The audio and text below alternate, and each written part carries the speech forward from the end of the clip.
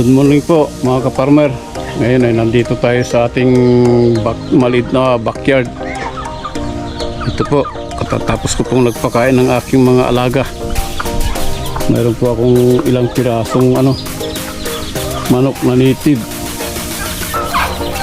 Yan po, pato, pabo.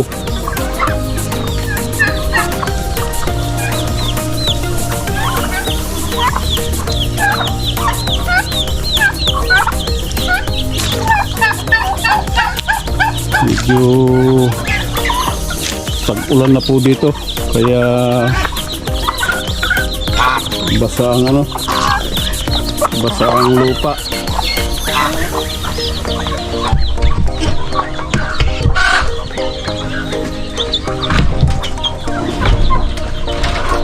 Yung ibang alaga ako po nandun sa bahay. Nandun po sila nakalagay sa may dating rabbit cage.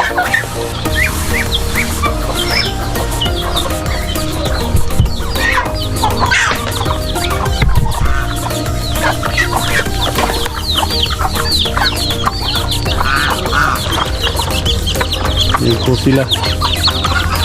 Medyo magulo. Kalat-kalat po ako magpakain para hindi sila mag-aagawan sa isang lugar.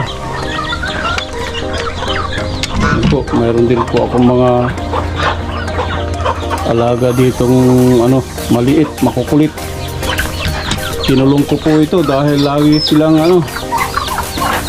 lumalabas. Kayang-kaya po nilang liparin yung bakod. Pero uuwi naman po sila tuwing hapon. Kaya lang po hindi lahat nakakauwi. Mayroon po akong 3 manok na nawala. Hindi na nakabalik. Siguro po hindi ko alam, baka napasama sa mga ibang manok. Hindi na sila nakabalik dito. Kaya ito po, kinulong ko sila. Ginawan ko sila ng net dito na kulungan nila. Kapag umayos-ayos na po sila, susubukan ko po pag hindi na sila lalabas po. Alapasan ko na po sila ng diretso.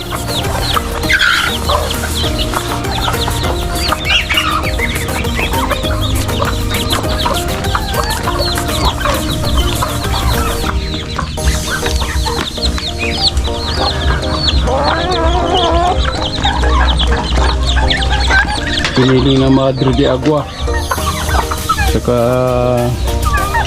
darak, saka konting feeds. Yan lang po ang pagkain nila. Minsan po bumibili rin ako ng crack corn. Sinasabog ko. Yung pong 3 kilo kayang-kaya nilang ubusin sa isang kainan lang. Kaya medyo magastos din po. Lalo na po itong mga pabo at saka pato. Tatakaw po nilang kumain.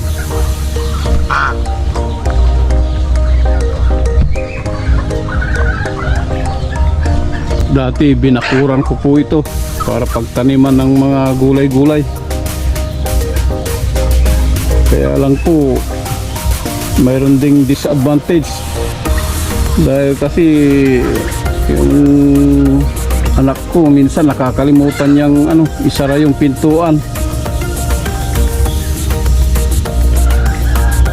Hindi ko naman po mapansin kung minsan nawawala yung pag may nakapasok na sisiw dito at inabot ng magdamag tapos umulan, namamatay po sila. Ito po, magtatabas po ako ng malunggay kasi mahaba na po ang sanga at saka napakarami po ng bunga niya na hindi na harvest. Kasi po dito sa probinsya hindi masyadong pinapansin itong mga bunga ng malunggay. Pag ibibenta naman mura-mura naman po bili nila, halos hingiin na lang. Kaya yan po, napakaraming bunga na natuyo na lang. Gagawin ko po rito tatabasan ko po, babawasan ko ng mga sanga para lumiwanag po ng konti. Dahil dito magtatanim po ako ng mayroon na po akong seedling ng mga papaya. Pagka lumaki na po ng konti, pwede na pong i-transplant dito. Lilinisin ko po, medyo may mga damo-damo. Saka ito po saluyot, aalisin ko na rin po ito dahil hindi rin po napapakinabangan. Inuubos ang kulisap, puro butas-butas po yung mga dahon niya. Dapat po pagka may saluyot, ini-sprayhan po, alaga ng pesticide. Miracle fruit, malaki na po. Meron pa po doon sa kabila, sa tabi ng gripo, malaki na. Siguro po mga next year mamumunga na ito.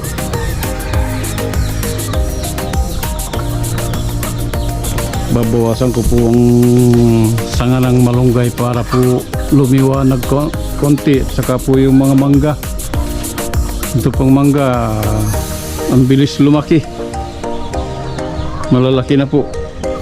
Nakatatlong bunga na ito. Kaya lang itong taon na ito kukunti lang ang ibinunga niya.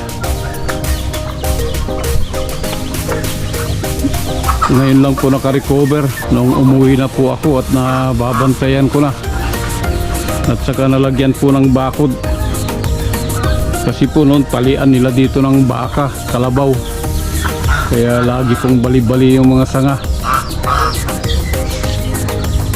Mayroon na rin po akong rito, bahay kubo.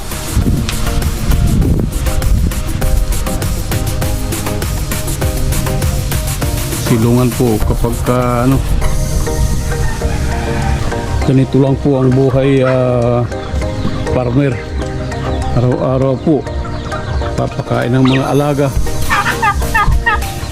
alagang makukulit. Kahapon po mayroong naglimlim na pabo, inilipat ko po doon sa likod bahay, binobrooding ko. Kailangan po pagka nagpisa po yung pabo, alisin po kaagad yung sisiw, dahil nadadaganan nila, namamatay. Mayroon pong 8 na sisiw niya, namatay po yung 5, 3 na lang po yung natira. Kasi po hinintay ko po na mapisa lahat yung itlog. Pero hindi po pala dapat ganun. Dapat po pagka may sisiw na makita, alisin na po kaagad. Dahil po malalaki itong mga pabo.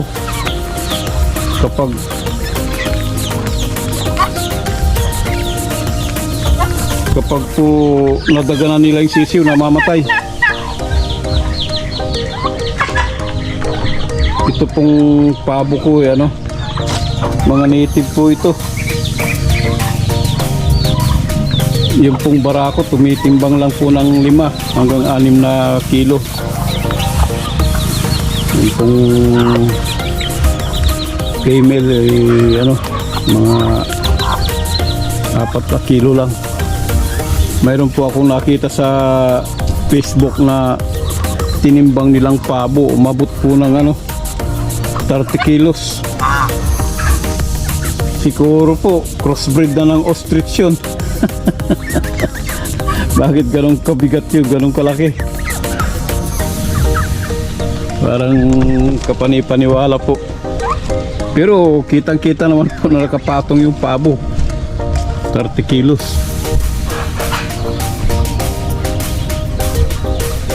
Ngayon po tatanggalan ko muna ng puso yung saging doon. Dahil lipas na.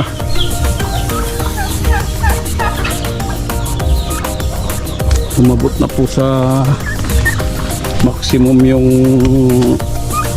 ibubunga niya. Pero yun, napabayaan ko po. Dapat noon ko pa inalis. Medyo mahirap po yung nagbablog na walang nagkakamera. Sariling sikap po ako. Ako na po ang vlogger, ako na po ang cameraman. Kasi wala po dito yung mga anak ko. Wala naman po akong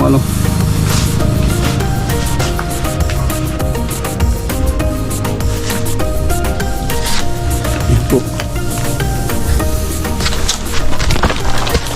Tinamaan pa ako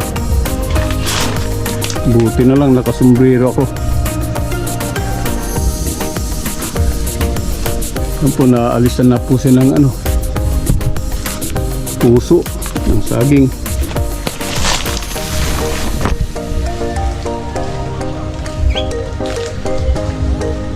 Mga pamangkin ko po rito, puro po mahiyain, puro niyayaya ko po silang mag-vlog. Puro nahihiyang humarap sa camera. Talibhasa po yung mga probinsyano. Sabagay, hindi naman po lahat ng probinsyano mahiyain. Nagkataon lang po siguro na mahiyain sila. Kahit anong pilit ko ayaw. Kaya ito po, sariling sikap ko na lang. Ako na lang po ang Ako na lang po ang cameraman, vlogger.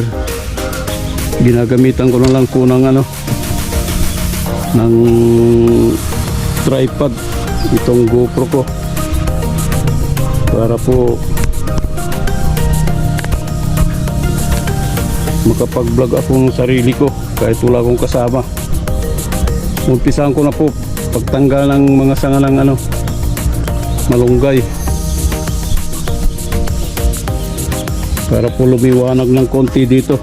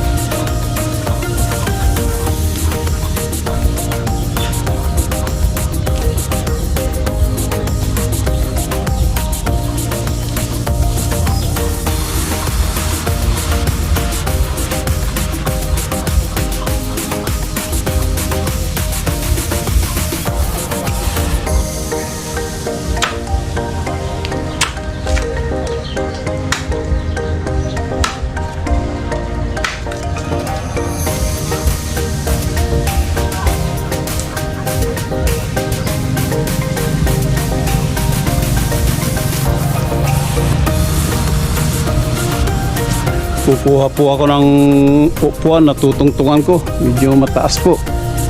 Mahirap abutin.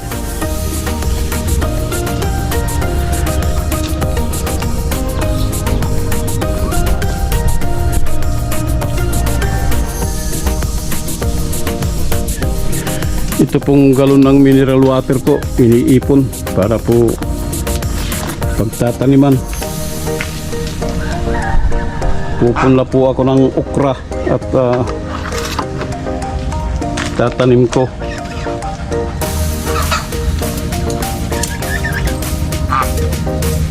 Kukunin ko po yung upuan dito para po mayroon akong tutungtungan. Medyo mataas po.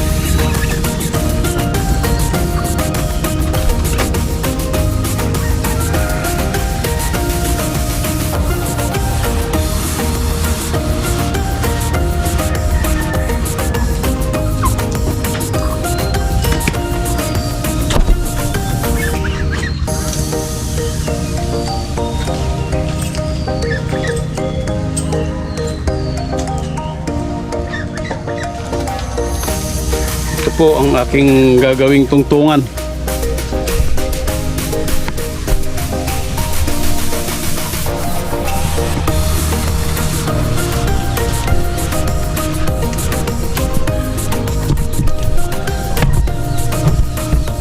Ito po ang tanim kong lemongrass. Medyo mabagal pong dumami dahil minsan tinutukaan itong mga pato, manok. Alam din po yata nilang gamot.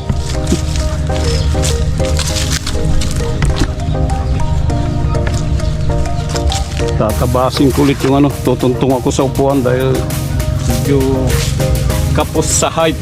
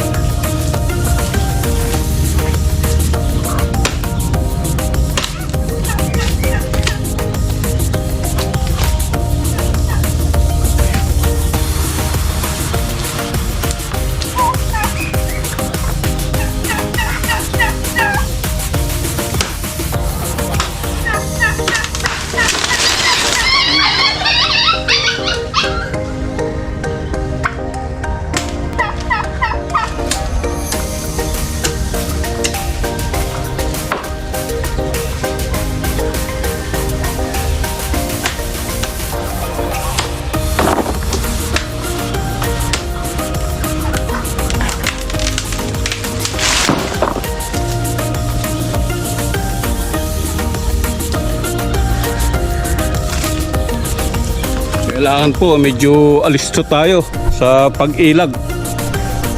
Mahirap po mabagsakan ng sanga. Mabibigat po yan kahit maliit lang.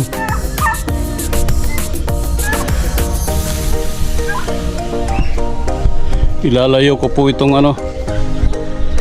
camera ko at baka po abutan ng pagbagsak ng sanga.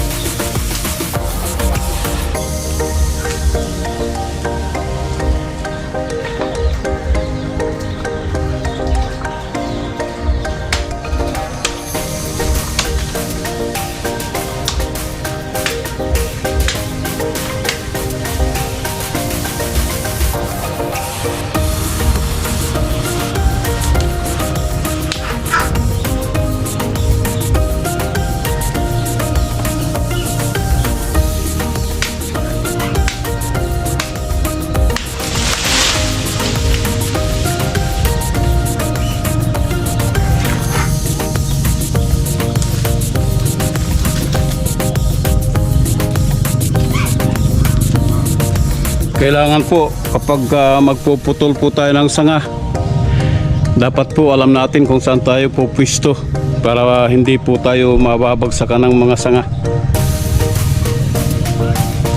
Kasi po mahirap po madisgrasya. Sumisikat po yan. Minsan sumisipa. Kaya dapat po alerto tayo. Marami po akong puputulin dahil para po magliwanag ito. Napakarami po at saka matataas na.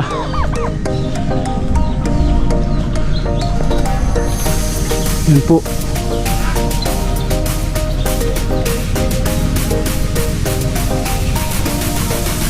Ganito lang po ang buhay dito sa probinsya.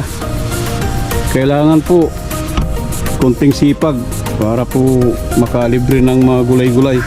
Ito po yung tanim kong mga gabi, malalaki na. Pwede na po siyang gulayin.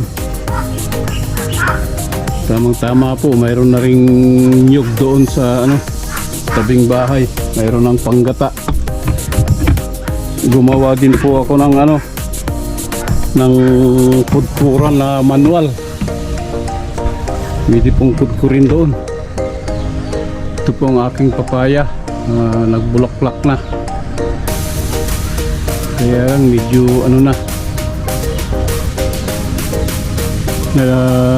tatakpan ng hindi nakakakuha ng sunlight. Kaya mabagal po yung pagbunga niya.